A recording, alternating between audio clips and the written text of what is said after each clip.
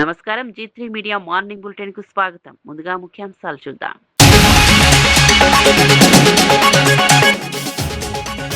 మహారాష్ట్రలోని షోలాపూర్ జిల్లాలో ఘోర ప్రమాదం. ప్రయాణికులతో వెళ్తున్న పికప్ వ్యాన్ అదుపు తప్పి బావిలో పడిన వైనం. ఈ దుర్ఘటనలో 8 మంది అక్కడికక్కడే మృతి. ఘటనా స్థలంలో సహాయక చర్యలు, ప్రమాదానికి గల కారణాలపై పోలీసుల దర్యాప్తు.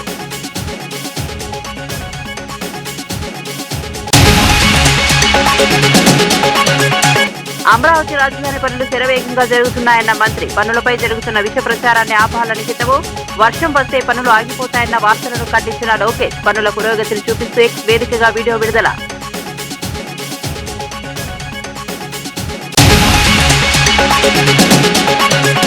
మీనాక్షి నటరాజన్ పై రేవంత్ కుట్ర అంటూ కేటీఆర్ వ్యాఖ్యలు. ఆమెకు రాజ్యసభ సీటు రాకుండా బీజేపీతో రేవంత్ కుమ్మక్కయ్యారని ఆరోపణ. కాంగ్రెస్ ప్రభుత్వం హామీల అమలులో పూర్తిగా విఫలమైందని విమర్శలు.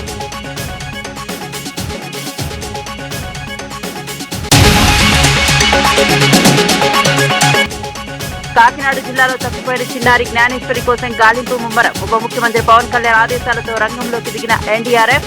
చిన్నారితో పాటు ఉన్న పెంపుడు కుక్క మృతి చెందడంతో పెరిగిన ఉత్కంఠ.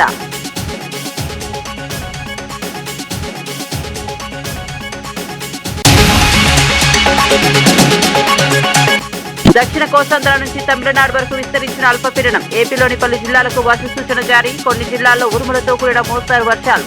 మరికొన్ని చోట్ల తేలికపాటి జల్లులు పడే అవకాశం. ప్రజలు అప్రమత్తంగా ఉండాలని అధికారులు సూచన. ఇక వార్త వివరాల్లోకి వెళ్తే మహారాష్ట్రలోని షోలాపూర్ జిల్లాలో ఘోర రోడ్డు ప్రమాదం చోటు చేసుకుంది. ప్రయాణికులతో వెళ్తున్న పికప్ వ్యాన్ అదుపు తప్పి రోడ్డు పక్కన ఉన్న బావిలో పడటంతో 8 మంది ప్రాణాలు కోల్పోయారు. మృతుల్లో 4 మహిళలు, 4 చిన్నారులు ఉన్నట్లు పోలీసులు తెలిపారు. వీరంతా పండరీపూర్ తాలూకాలోని రంజనీ గ్రామానికి చెందిన ఒకే కుటుంబ సభ్యులు, బంధువులుగా గుర్తించారు. మార్వాడ్లోని ఆలయంలో దర్శనం ముగించుకుని స్వగ్రామానికి తిరిగి వస్తుండగా ఈ విషాదం చోటు చేసుకుంది. ప్రమాదం జరిగిన బావికి రక్షణ గోడ లేకపోవడమే ప్రధాన కారణమని స్థానికులు ఆరోపిస్తున్నారు. ఘటనపై అధికారులు విచారణ ప్రారంభించారు. బాధిత కుటుంబాలకు ప్రభుత్వం తక్షణ సాయం అందించాలని ప్రజాప్రతినిధులు డిమాండ్ చేస్తున్నారు. సహాయక చర్యలను జిల్లా యంత్రాంగం పర్యవేక్షిస్తోంది.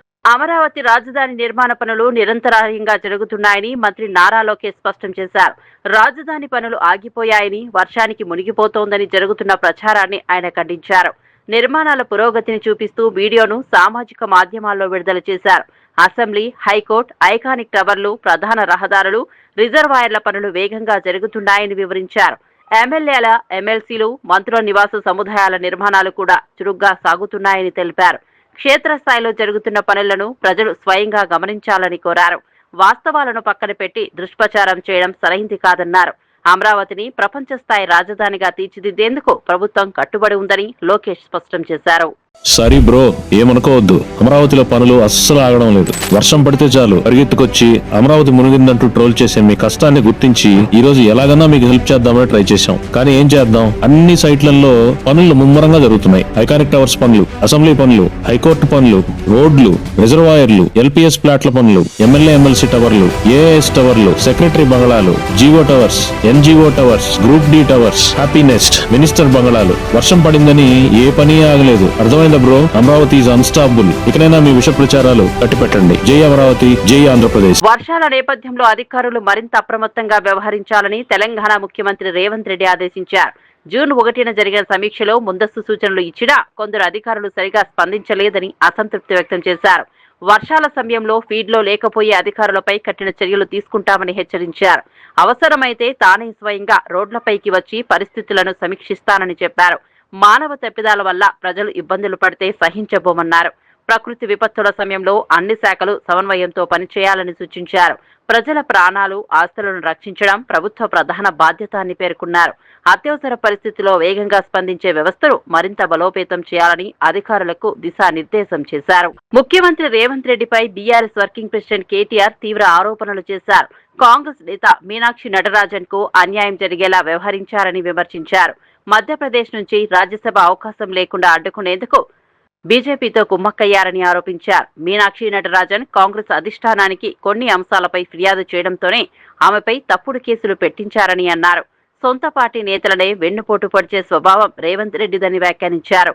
ఖైరతాబాద్ కార్యకర్తల సమావేశంలో మాట్లాడిన కేటీఆర్ రాష్ట్ర రాజకీయాల్లో జరుగుతున్న పరిణామాలపై తీవ్ర విమర్శలు గుప్పించారు.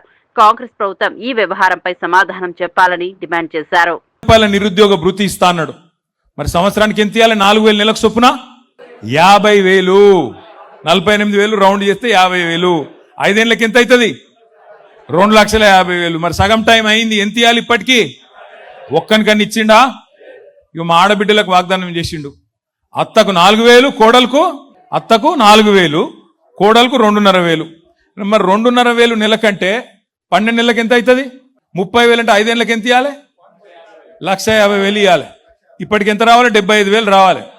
వచ్చినాయి వాళ్ళకన్నా 75,000 నేను ఇవ్వాలి. అందుకే ఖైరతాబాద్ నియోజకవర్గం మా తమ్ముళ్ళు, మా అన్నలు, మా అక్కలు, చెల్లెల సమక్షంలో చెప్తున్నా, రేవంత్ రెడ్డి నువ్వు చెప్తున్నావు కదా 1,00,00,000 మంది మహిళల్ని కోటీశ్వరులు చేస్తా అంటుండు రేవంత్ రెడ్డి. నువ్వు కోటీశ్వరులు చేసుడు దేవుడు ఎరుగు. లక్షాధికారులు చేయరా భయ్, నువ్వు ముందైతే లక్షాధికారులు చేయి.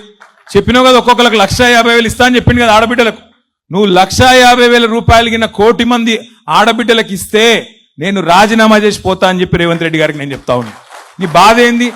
ఆయన బాధల్లో మన పదవులు కావాలనే కదా, మనం ఉండద్దు రాజకీయంలో, మనం పక్కకోవాలనే కదా. నువ్వు 1,00,00,000 మంది ఆడబిడ్డలకు బాకీతో సహా పోయిన 2.5 సంవత్సరాలు, వచ్చే 2.5 సంవత్సరాలు ఒక్కొక్కలకు 1,50,000 చెప్పున మొత్తం అందరికీ ఆడబిడ్డలకు నేను రాజీనామా చేస్తా. అట్లాగే మా తమ్ముళ్ళకు చెప్పినావు కదా 4,000 రూపాయలు ఇస్తా నిరుద్యోగ భృతి అని. పోయిన 2.5 సంవత్సరాలు, వచ్చే 2.5 సంవత్సరాలు మొత్తం కలిపి 4,000 చొప్పున 40 లక్షల మంది మా తమ్ముళ్లకు, చెల్లెలకి తప్పకుండా రాజకీయమే వదిలేస్తా అని చెప్పి కూడా నేను విజ్ఞప్తి చేస్తా ఉన్నా. ఎందుకు చెప్తున్నా అంటే మోచేతికి బెల్లం పెట్టిండు, ఆగం చేసిండు, పోయి కుర్చీలో కూర్చున్నాడు. హైదరాబాదులో, ఖైరతాబాదులో మీరు నమ్మలే హైదరాబాద్లో ఒక్కడు కూడా కాంగ్రెస్ నమ్మలే. ఒక్క సీటు కూడా ఇయ్యలే మీరు కాంగ్రెస్. మీరెవరైనా నాగేందర్ కోటేసినారు? నాగేందర్కి వేయలే, కేసీఆర్కి వేసారు మీరంతా, మాకు తెలుసు. నాగేందర్ చూసి ఓడెత్తాడు, నాగేందర్ చూసి ఓటెత్తే మొత్తం నాకేస్తాడు, తెలియదా మనకు? నాకేసిండు అన్నట్టే అట్లే జరిగింది. కానీ కేసీఆర్ గెలవాలి కదా, ఈయన సక్కటోడు కాకపోయినా కేసీఆర్ గారు ముఖ్యమంత్రి అవుతారు కదా ఎమ్మెల్యే గెలిస్తే అని చెప్పి ఓటేసిరు. సరే ఆయన వేయండు, రేవంత్ రెడ్డి సంకలో కూర్చున్నాడు, ఇవాళ పెద్ద పెద్ద మాటలు చెప్తున్నాడు. నేను ఒకటే మిమ్మల్ని అందరినీ ప్రార్థించేది, మిమ్మల్ని అందరినీ కోరేది, ఖైరతాబాద్లో 2 సార్లు గులాబీ జెండా ఎగిరేసినాం. 2018లో, 2023లో శ్రీనివాస్ యాదవ్ గారు చెప్పినట్టు మళ్ళీ 2028లో కూడా ఎగిరేద్దామా? పక్కానా? పక్కా అంటే మా లేడీస్ కూడా గట్టిగా చెప్పాలి, పక్కానా? కాకినాడ జిల్లాలో అదృశ్యమైన 2 ఏళ్ల చిన్నారి శుంకర జ్ఞానేశ్వరి కోసం గాలింపు చర్యలు మరింత ముమ్మరమయ్యాయి. ఉప ముఖ్యమంత్రి పవన్ కళ్యాణ్ ఆదేశాల మేరకు జాతీయ విపత్తు స్పందన దళం, ఎన్డీఆర్ఎఫ్ బృందాలు కూడా రంగంలోకి దిగాయి. ఇప్పటికే ఎన్డీఆర్ఎఫ్, పోలీసులు, అటవీ, రెవెన్యూ, అగ్నిమాపక శాఖలకు చెందిన 400 మందికి పైగా సిబ్బంది గాలింపు చేపడుతున్నారు. తుని మండలం సిహెచ్ అగ్రహారంలోని పామాయిల్ తోటలో జూన్ 6వ తేదీన చిన్నారి అదృశ్యమైంది. కేసులో కీలకంగా భావించిన పెంపుడు కుక్క మృతి చెందడంతో మిస్టరీ మరింత జటిలంగా మారింది. కుక్కకు జీపీఎస్ ట్రాక్టర్ అమర్చి గాలింపు చేపట్టినా ఆశించిన ఫలితం రాలేదు. కుక్క మృతికి గల కారణాలను తెలుసుకునేందుకు పోస్టుమార్టం నిర్వహిస్తున్నారు. అంబర్పేట మహంకాళి అమ్మవారి ఆలయం ముందు రోడ్డు పనులను అడ్డుకోవడంపై కేంద్ర మంత్రి కిషన్ రెడ్డి తీవ్ర ఆగ్రహం వ్యక్తం చేశారు. మజ్లిస్ నాయకులు మట్టి కుప్పలు వేసి పనులు నిలిపివేస్తున్నారని ఆరోపించారు. అభివృద్ధి కోసం కేంద్ర ప్రభుత్వం 2.5 కోట్లు మంజూరు చేసినప్పటికీ రాజకీయ కారణాలతో పనులు జరగనివ్వడం సరికాదన్నారు. గతంలో బీఆర్ఎస్, ప్రస్తుతం కాంగ్రెస్ ప్రభుత్వం కూడా ఈ వ్యవహారంలో వత్తాసు పలుకుతోందని విమర్శించారు. ప్రజల సౌకర్యాల కోసం చేపట్టిన పనులను అడ్డుకోవడం అభివృద్ధికి ఆటంకమన్నారు. అవసరమైతే అంబర్పేట ప్రజల కోసం కరసేవ తరహాలో రోడ్డు సేవ కూడా చేపడతామని హెచ్చరించారు. సమస్యను వెంటనే పరిష్కరించాలని ప్రభుత్వాన్ని డిమాండ్ చేశారు. కాంగ్రెస్ పార్టీ ప్రభుత్వం ఉన్నప్పుడు కాంగ్రెస్ పార్టీ ప్రభుత్వాన్ని ఒప్పించి ఆ రోజు శాసనసభ్యుడిగా మన అంబర్పేటలో 5 సబ్ స్టేషన్స్ ఏర్పాటు చేశాం. ఇంకా 30 సంవత్సరాల వరకు కొత్త సబ్ స్టేషన్ మనకు అవసరం ఉండదు. ఆ రకంగా ముందు చూపుతో ఆ రకంగా 5 సబ్ స్టేషన్స్ ప్రారంభించుకున్నాం. అనేక రకాల పార్కులు, నూతన పార్కులు, అది బాగంబేర్పేటలో కానీ బర్కత్పూర్లో కానీ నూతన పార్కులు ఏర్పాటు చేసిన విషయాన్ని ఈ సందర్భంగా మనవిచేస్తా ఉన్నాను. అంతెందుకు, మనం ఈ హాల్ నుంచి బయటికి వెళ్తే కనిపించేది ఫ్లైఓవర్. 40 ఏళ్ల నుంచి చర్చ జరుగుతోంది ఈ ఫ్లైఓవర్ గురించి, 40 ఏళ్ల నుంచి. కానీ ఈరోజు భారతీయ జనతా పార్టీకి ఉన్నటువంటి నరేంద్ర మోడీ గారి ప్రభుత్వము 400 కోట్లు ఖర్చు పెట్టి అద్భుతంగా ఈ యొక్క అంబర్పేట ఫ్లైఓవర్ నిర్మాణం చేసిన విషయాన్ని మనం చేస్తా ఉన్నాను. అంతేకాకుండా ఎక్కడ లైబ్రరీ బిల్లు కట్టలే ఈ మధ్యలో కాచిగూడలో కానీ నల్లకుంటలో కానీ మన సొంత పక్కా బిల్డింగ్లు ఈరోజు లైబ్రరీల కోసం కట్టించిన విషయాన్ని ఈ సందర్భంగా మనం చేస్తా ఉన్నాను. అంతేకాకుండా అంగన్వాడీ స్కూల్ అభివృద్ధి, ఈరోజు బస్తీ దవాఖానాల అభివృద్ధి, బస్తీ దవాఖానాలు ఏవైతున్నాయో కేంద్ర ప్రభుత్వం వెల్నెస్ సెంటర్ డబ్బులు ఏవైతున్నాయో ఆ డబ్బుల ద్వారానే ఈరోజు మన అంబర్పేటలో కానీ హైదరాబాద్లో కానీ తెలంగాణలో కానీ బస్తీ దవాఖానాల అభివృద్ధి జరుగుతూ ఉన్నాయి. అంతేకాకుండా ఈరోజు శ్మశాన వాటికల అభివృద్ధి, అదే కాకుండా మరి ఈరోజు అనేక రకాలుగా ఇండ్ల నిర్మాణం. నేను ఒకటే అడుగుతా ఉన్నాను, మనం శాసనసభ్యుడిగా ఉన్నప్పుడు ఈరోజు గోల్నాకలో హౌసింగ్ స్కీమ్ కట్టాం, నల్లకుంటలో హౌసింగ్ స్కీమ్ కట్టాం, బాగంబర్పేటలో హౌసింగ్ స్కీమ్ కట్టాం. మరి బీఆర్ఎస్ పార్టీ కానీ ఇప్పుడు ఉన్నటువంటి కాంగ్రెస్ పార్టీ కానీ ఒక్క ఇల్లైనా వాళ్ళు కట్టారా అంబర్పేటలో చూపించాల్సిందిగా నేను కోరుతా ఉన్నాను. అంతేకాకుండా ఈరోజు పరిస్థితి ఏ రకంగా ఉందంటే మనమందరం ఆలోచన చేయాలి. అంబర్పేట మాంకాళి దేవాలయానికి ఎదురుగా మనం ఫ్లైఓవర్ కింద రోడ్డు వేస్తా ఉంటాం. ఖైరతాబాద్ నియోజకవర్గ బీఆర్ఎస్ కార్యకర్తలకు మాజీ మంత్రి తలసాని శ్రీనివాస్ యాదవ్ భరోసా ఇచ్చారు. ఎలాంటి పరిస్థితుల్లోనూ అధైర్యపడాల్సిన అవసరం లేదని అన్నారు. ప్రతి కార్యకర్తకు పార్టీ నాయకత్వం అండగా ఉంటుందని స్పష్టం చేశారు. కాంగ్రెస్ ప్రభుత్వం ఇచ్చిన హామీలను అమలు చేయడంలో విఫలమైందని విమర్శించారు. ప్రజలను మోసం చేసిన వాగ్దానాలపై రాజీ లేని పోరాటం కొనసాగిస్తామని చెప్పారు. పార్టీ కార్యకర్తలు ప్రజల మధ్య ఉండి ప్రభుత్వ వైఫల్యాలను ఎత్తి చూపాలని సూచించారు. రాబోయే రోజుల్లో బీఆర్ఎస్ మరింత బలపడుతుందని ధీమా వ్యక్తం చేశారు. కార్యకర్తలే పార్టీ బలమని పేర్కొంటూ అందరూ ఐక్యంగా పనిచేయాలని పిలుపునిచ్చారు. మీ నాయకత్వం మీద నమ్మకం ఏర్పడుతుంది కాబట్టి ఈ కార్యక్రమాలను అన్ని మనం ముందుకు తీసుకెళ్లవలసినటువంటి అవసరం ఉన్నది. ఎస్ఐఆర్ కానీ మెంబర్షిప్ కానీ 1 నెల కార్యక్రమం, అది కేటీఆర్ గారు చెప్తారు ఆ విషయం. ఓన్లీ 1 మంత్ కార్యక్రమం. కానీ దినానికి మనం పొద్దున లేస్తే 9 గంటల నుంచి సాయంత్రం 8 గంటల వరకు 7 గంటల వరకు అనుకుందాం, 10 గంటలు అయితే ఖాళీ ఉంటాం కదా. ఈ 10 గంటలలో మనం చేసేది ఏంటంటే తప్పకుండా చాలామంది అనుకుంటారు ఏంటంటే అరే నేను తెలంగాణ ఉద్యమంలో పనిచేసిన, తెలంగాణ కోసం పనిచేసిన, గులాబీ జెండా కోసం పనిచేసిన, కేసీఆర్ గారు 10 ఏళ్ళు ముఖ్యమంత్రి అయినరు, నాకు ఏ పదవి రాలేదు, నాకు ఏమి రాలేదు అని చెప్పి రకరకాలుగా కొంతమంది మాట్లాడుకుంటారు. అది వాస్తవం కావచ్చు, ఎందుకంటే ప్రభుత్వం కొత్తగా ఏర్పడినప్పుడు ప్రభుత్వానికి కూడా అనేకమైనటువంటి కార్యక్రమాలు ఎజెండాలు ఉంటాయి. కానీ ఒకటి మాత్రం గుర్తుంచుకోండి, ఈ గులాబీ జెండానే అన్నిటికంటే పెద్ద పదవి. ఈ జెండాకు ఉన్నటువంటి వాల్యూ ఏంది ఎరకనా? మీ బస్తీలో నీళ్లు రాకపోతే వాళ్ళు నీ దగ్గరికే ఎందుకు వస్తున్నారు? నీ దగ్గరికే? ఈ జెండాకు ఉన్నటువంటి పవర్, ఈ గులాబీ పార్టీలో ఉన్నటువంటి పవర్ నీ ఇంటికి రప్పిస్తుంది. ఆడ 300 ఇండ్లుంటే నిన్నే నాయకునిగా అక్కడ పేపర్లు ఎందుకు వస్తుంది? ఈ యొక్క జెండాకు ఉన్నటువంటి పవర్. మన ప్రభుత్వం వచ్చినప్పుడు ఎన్ని మేళ్ళు చేసినాం, పెన్షన్లు ఇచ్చినాము, రకరకాల కార్యక్రమాలు, రోడ్లు వేయించినాం, ఇండ్లు కట్టించినాం, ఫ్లైఓవర్లు కట్టినాం, పార్కులు కట్టినాం, వైకుంఠ ధామాలు కట్టినాం, పంజగుట్ట బొందలు గడ్డ అంటాం కదా మనం. అప్పుడు ఎట్లుండే, ఇప్పుడు ఎట్లుంది? ఎవరు చేశారు? అంటే కేసీఆర్ గారి ఆలోచన అంతవరకు వెళ్ళింది. ఇప్పుడు చూస్తున్నాం ఈ ప్రభుత్వాన్ని, అదే ఫ్రీగా నీళ్ళు ఇచ్చినాం, డబుల్ బెడ్రూమ్ ఇల్లు కట్టించినాము, నిమ్స్ హాస్పిటల్ కడుతున్నాము, సన్న బియ్యం ఇచ్చి చాలా కార్యక్రమాలు చేసినాం. మనకు 100 ఉన్నాయి. మీరు ఎస్ఐఆర్లో కూడా మెంబర్షిప్ పోయినప్పుడు కూడా 5 నిమిషాలు వాళ్ళతో కూర్చున్నప్పుడు వాళ్ళకి అడగండి ఉత్తగానే, ఏమ్మా నీ బిడ్డ పెళ్లి చేసినావంట, తులం బంగారం ఇచ్చిండంట రేవంత్ రెడ్డి అంటే ఆ బ్యాడ్ నుంచి స్టార్ట్ చేస్తుంది. అది నీకు ఎలక్షన్ వరకు రిజిస్టర్ అవుతుంది. ఏమక్క నీకు 2500 ఇచ్చిండ్రంట కదా అంటే ఆమె నువ్వేమని అవసరం లేదు, షురూ చేస్తుంది. తాతలు అవ్వల దగ్గర పోయి పెన్షన్ కేసీఆర్ ఇచ్చినప్పుడు 2000 ఇచ్చిండంట కదా, వీడు వచ్చి 4000 ఇస్తుండంటే ఆమె వేసుకుంటేనే అది నీకు ఎలక్షన్ వరకు ఉపయోగపడుతుంది. ఇవన్నీ చిన్న చిన్న విషయాలు.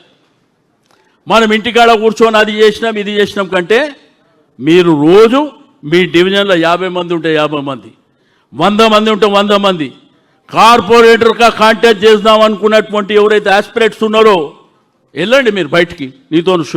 నీకు శక్తి 50 మందితో వెళ్తావా, 100 మందితో వెళ్తావా, 200 మందితో ఎల్లు బస్తీలో తిరుగు గులాబీ. హైదరాబాద్ అభివృద్ధి విషయంలో బీఆర్ఎస్ కాంగ్రెస్ పార్టీలు ప్రజలను తప్పుదోవ పట్టిస్తున్నాయని బీజేపీ రాష్ట్ర అధ్యక్షుడు రామచంద్రరావు ఆరోపించారు.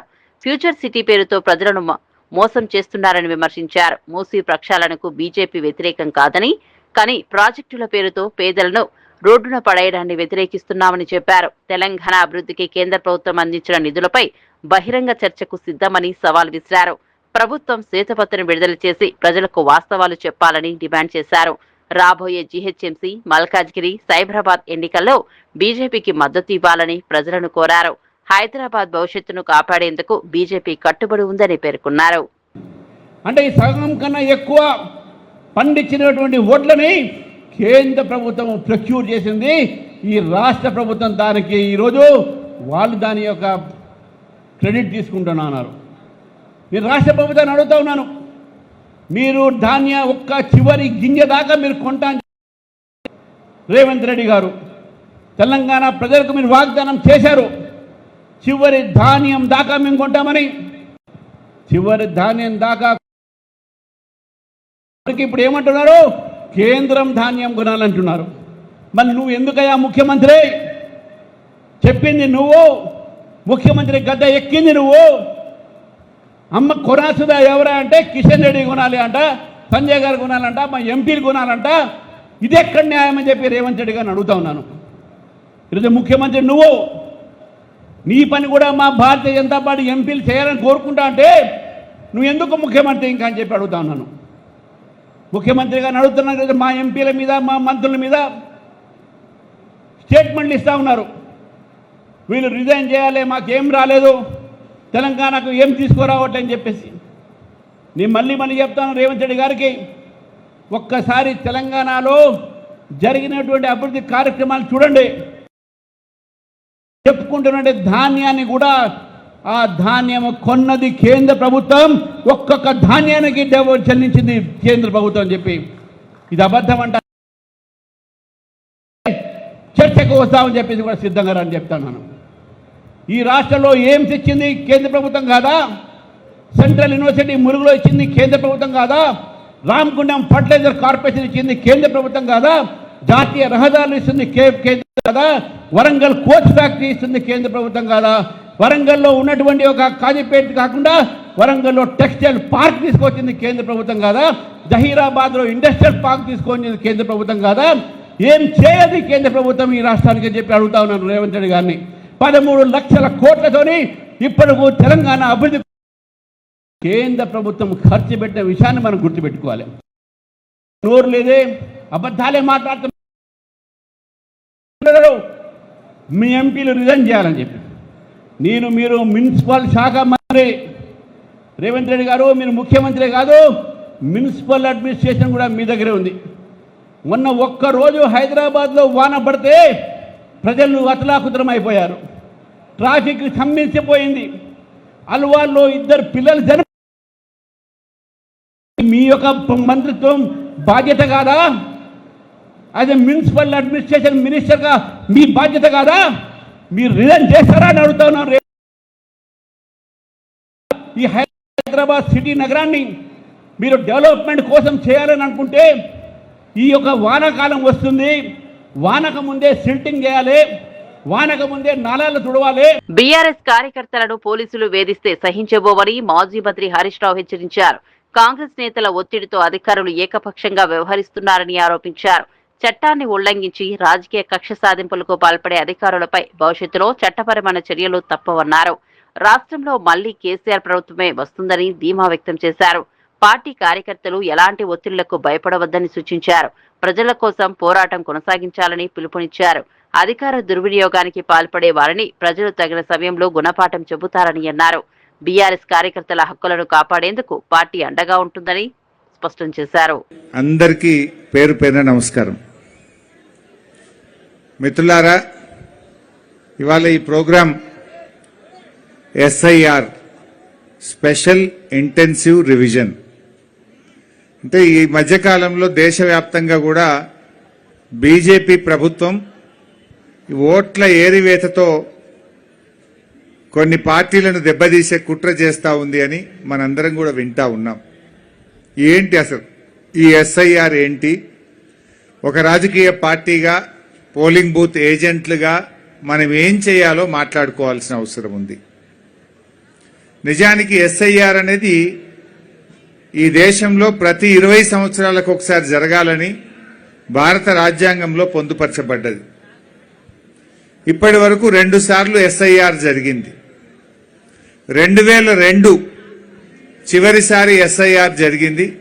ఇప్పుడు 2026లో మళ్ళీ ఎస్ఐఆర్ ప్రారంభమైంది. మనం జాగ్రత్తగా పనిచేసుకుంటే ఏం కాదు. కొంచెం మన బూత్ లెవెల్ ఏజెంట్లు, ముఖ్యంగా హనుమకొండ, వరంగల్ లాంటి పట్టణాల్లోనే దీని పని ఎక్కువ ఉంటుంది. మీకు ఇంకా బాగా అర్థం కావడానికి నా నియోజకవర్గం సిద్దిపేటలో 5 మండలాలు ఉంటుంది, సిద్దిపేట పట్టణం ఉంటుంది. గ్రామాల్లో ఎస్ఐఆర్ కింద ఇప్పటికే ఫ్యామిలీ మ్యాపింగ్ 99% అయిపోయింది. సిద్దిపేట పట్టణానికి వచ్చేసరికి 62% దగ్గర ఆగిపోయింది, 62%. అసలు ఏంటి ఫ్యామిలీ మ్యాపింగ్ ఏంటి, ఎస్ఐఆర్ ఏంటి, బూత్ లెవెల్ ఏజెంట్ ఏం చేయాలి, మన పార్టీకి నష్టం జరగకుండా మనం ఎలా పనిచేయాలన్నదే ఈరోజు మనం మాట్లాడుకుంటున్నాం. మనకు హైదరాబాద్, వరంగల్, ఖమ్మం, సిద్దిపేట్ ఇవి కూడా మున్సిపాలిటీ ఎన్నికలు కూడా పెండింగ్లో ఉన్నాయి. ఈ ఎస్ఐఆర్లో మీరు ఎంత చురుకుగా పాల్గొంటే, ఎంత బాగా చేసుకుంటే రేపు గ్రేటర్ వరంగల్ కార్పొరేషన్ ఎన్నికల్లో కూడా మనకు అంత మేలు జరుగుతుంది, లాభం జరుగుతుంది. అందువల్ల మీరు చాలా యాక్టివ్గా ఉండాలి. కార్పొరేటర్లుగా పనిచేసిన వాళ్ళు కానీ, కార్పొరేటర్గా పోటీ చేయాలనుకుంటున్నటువంటి వాళ్ళు కానీ, క్రమశిక్షణ కలిగిన బూత్ లెవెల్ ఏజెంట్లుగా బాధ్యత తీసుకున్నటువంటి వాళ్ళు. ప్రధాని నరేంద్ర మోదీ 12 ఏళ్ల పాలనపై బీజేపీ ఓబీసీ మోర్చా జాతీయ అధ్యక్షుడు, రాజ్యసభ సభ్యుడు డాక్టర్ కె లక్ష్మణ్ ప్రశంసలు కురిపించారు. కాంగ్రెస్ యూపీఏ హయాంలో అవినీతి, కుటుంబ పాలన, కుంభకోణాలు రాజ్యమేలాయని విమర్శించారు. దేశ రాజకీయాల్లో సీటు చోరీకి నాంది పలికింది కూడా కాంగ్రెస్ నాయకత్వమేనని ఆరోపించారు. అయితే ప్రధాని మోదీ నాయకత్వంలో దేశంలో స్వచ్ఛమైన, పారదర్శకమైన పాలన సాగుతోందన్నారు. ఎలాంటి అవినీతి ఆరోపణలు లేకుండా అభివృద్ధి, సంక్షేమ కార్యక్రమాలు అమలవుతున్నాయని చెప్పారు. సాధారణ కుటుంబం నుంచి వచ్చిన వ్యక్తి దేశ ప్రధానమంత్రి కావడం ప్రతి భారతీయుడికి గర్వకారణమన్నారు. దేశాన్ని అభివృద్ధి చేసిన భారత్గా తీర్చిదిద్దేందుకు మోదీ నిరంతరం కృషి చేస్తున్నారని పేర్కొన్నారు. మోదీ దీర్ఘాయుష్తో దేశానికి మరింత కాలం సేవ చేయాలని ప్రజలు కోరుకుంటున్నారని తెలిపారు. అధిగమించిన వ్యక్తిగా అందరి మన్నలు ఈరోజు పొందుతూ ఉన్నారు. అంతేకాదు దేశంలోనే ఒక మొదటి నాయకుడు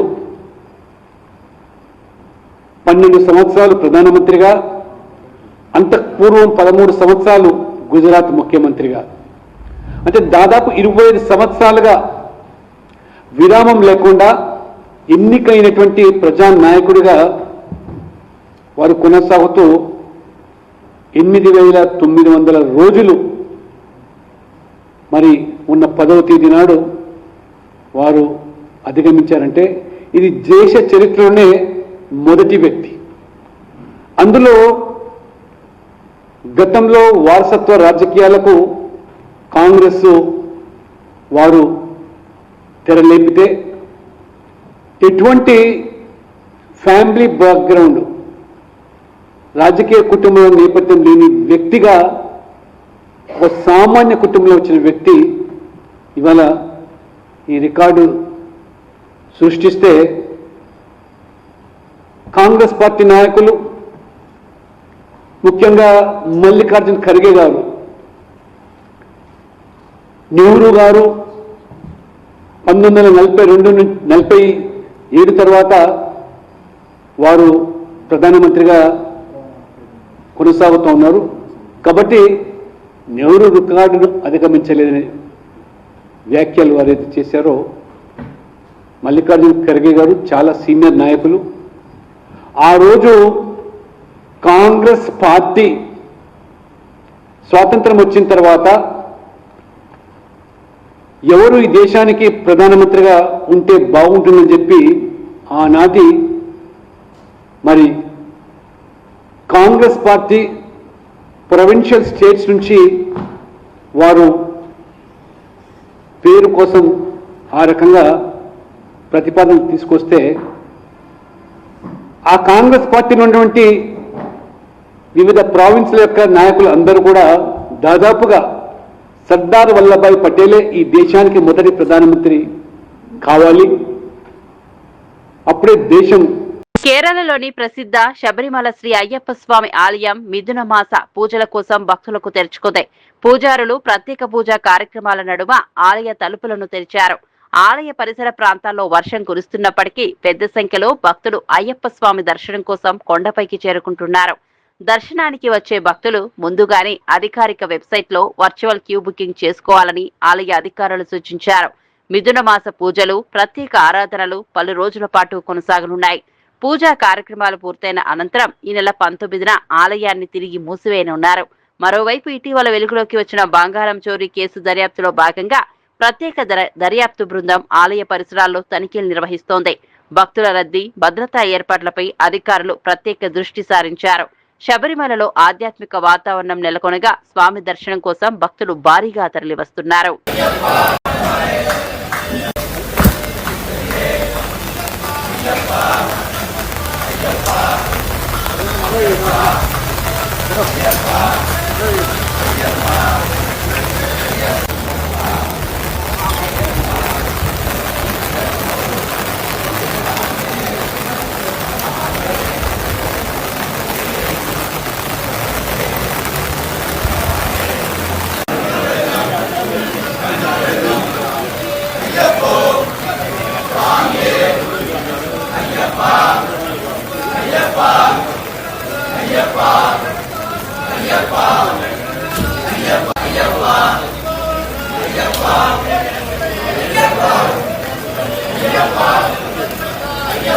రామ్ చరణ్ నటిస్తున్న పెద్ద చిత్రంలోని item song lyrics, Janhvi Kapoor సన్నివేశాలపై వస్తున్న విమర్శలకు ప్రముఖ గేయ రచయిత అనంత శ్రీరామ్ ఘాటుగా స్పందించారు.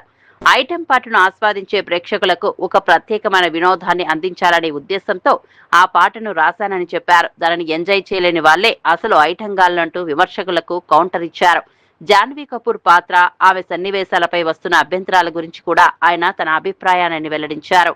ఒక దర్శకుడికి తన కథను, పాత్రలను తన దృష్టికోణంలో చూపించే స్వేచ్ఛ ఉండాలని పేర్కొన్నారు. ఆ స్వేచ్ఛ కూడా లేకపోతే భవిష్యత్తులో కమర్షియల్ సినిమాలు కాకుండా కేవలం డాక్యుమెంటరీలు మాత్రమే వస్తాయని వ్యాఖ్యానించారు. ప్రస్తుతం ఆయన చేసిన వ్యాఖ్యలు సోషల్ మీడియాలో వైరల్ అవుతున్నాయి. అనంత శ్రీరామ్ గారు, చాలా అరుదుగా వస్తుంది అన్ని రకాలైన పాటలు రాసే అవకాశం ఒక ఆల్బంలో చాలా అరుదుగా వస్తుంది. ఈ ఆల్బంలో కూడా మీరు అన్ని రకాలైన పాటలు రాసే అవకాశం వచ్చింది. ముఖ్యంగా ఐటమ్ సాంగ్ గురించి బయట రకరకాల చర్చ నడుస్తుంది. ఐటమ్ పాటను ఐటమ్ పాటగా స్వీకరించిన వాళ్ళు దాన్ని ఎంజాయ్ చేస్తుంటే ఇంకొంతమంది సాహిత్యం ఏంటి ఇలా ఉంది అని చెప్పి కొంత విమర్శ అయితే కనిపిస్తుంది సోషల్ మీడియాలో. దాని మీద మీ అభిప్రాయం ఏంటి? ఒకటి నేను అనుకునేది, ఐటమ్ పాటను ఐటమ్ సాంగ్లా ఆస్వాదించిన వాళ్ళు వాళ్ళకు ఒక స్పెషల్ ఐటమ్ రుచి చూపించినట్టు, ఐటమ్ సాంగ్ని ఐటమ్ సాంగ్ లాగా ఆస్వాదించిన వాళ్ళు వాళ్ళే ఐటమ్ గర్ల్ కింద లెక్క. ఇక ఆరోపణ అనేది నిర్దిష్టంగా ఉండాలి. మనకు వచ్చిన భావోద్వేగాన్ని ఏదో అరిసేయడానికో లేకపోతే ప్రత్యేకమైన ఎజెండాలు పెట్టుకుని మాట్లాడడానికో ఉంటే మనం దానికి సమాధానం చెప్పక్కర్లేదు. తాత్వికంగా ఆలోచించగలిగేవాళ్ళు, తార్కికంగా మాట్లాడగలిగేవాళ్ళు ఏ వాక్యం మీద ఏ ఆరోపణ నిర్దిష్టంగా చేసినా నిఖార్సైన సమాధానం ఇవ్వడానికి నిజాయితీగా సిద్ధంగా ఉంది. దక్షిణ కోస్తాంధ్ర నుంచి తమిళనాడు వరకు అల్పపీడనం విస్తరించిన నేపథ్యంలో ఆంధ్రప్రదేశ్లోని పలు జిల్లాల్లో వర్షాలు కురిసే అవకాశం ఉందని ఏపీ విపత్తుల నిర్వహణ సంస్థ తెలిపింది. సంస్థ మేనేజింగ్ డైరెక్టర్ ప్రఖర్ జైన్ వివరాల ప్రకారం మన్యం, అల్లూరి, తూర్పు గోదావరి, పశ్చిమ గోదావరి, ఏలూరు, కృష్ణా, ఎన్టీఆర్, పల్నాడు, ప్రకాశం, నెల్లూరు, నంద్యాల, తిరుపతి జిల్లాలో తేలికపాటి నుంచి మోస్తారు వర్షాలు కురిసే అవకాశం ఉంది. అలాగే శ్రీకాకుళం, అనకాపల్లి, కాకినాడ, కోనసీమ, గుంటూరు, బాపట్ల, చిత్తూరు జిల్లాల్లో కూడా జల్లులు పడే అవకాశం ఉందన్నారు. ఉరుములు, పిడుగులతో కూడిన వాతావరణం ఉండే అవకాశం ఉన్నందున ప్రజలు అప్రమత్తంగా ఉండాలని సూచించారు. చెట్ల కింద, భారీ హోర్డింగుల సమీపంలో నిలబడొద్దని సూచించారు. అత్యవసర పరిస్థితుల్లో స్థానిక అధికారులను సంప్రదించాలని సూచించారు.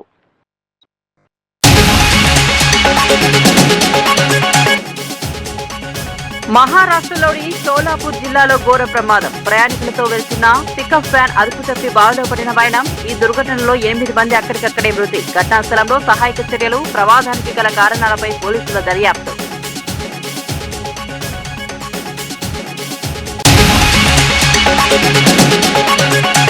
అమరావతి రాజధాని పనులు శరవేగంగా జరుగుతున్నాయన్న మంత్రి. పనులపై జరుగుతున్న విష ప్రచారాన్ని ఆపాలని హితవు. వర్షం వస్తే పనులు ఆగిపోతాయన్న వార్తలను ఖండించిన లోకేష్. పనుల పురోగతిని చూపిస్తూ ఎక్స్ వేదికగా వీడియో విడుదల.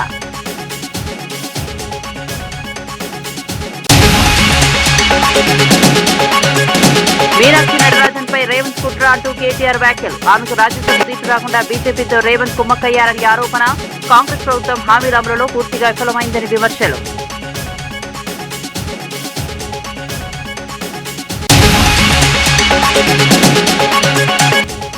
కాకినాడ జిల్లాలో తప్పిపోయిన చిన్నారి జ్ఞానేశ్వరి కోసం గాలింపు ముమ్మరం. ఉప ముఖ్యమంత్రి పవన్ కళ్యాణ్ ఆదేశాలతో రంగంలోకి దిగిన ఎన్డీఆర్ఎఫ్.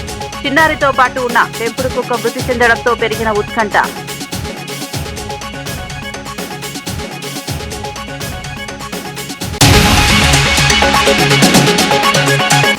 దక్షిణ కోస్తాంధ్ర నుంచి తమిళనాడు వరకు విస్తరించిన అల్పపీడనం. ఏపీలోని పలు జిల్లాలకు వర్ష సూచన జారీ. కొన్ని జిల్లాల్లో ఉరుములతో కూడిన మోస్తారు వర్షాలు.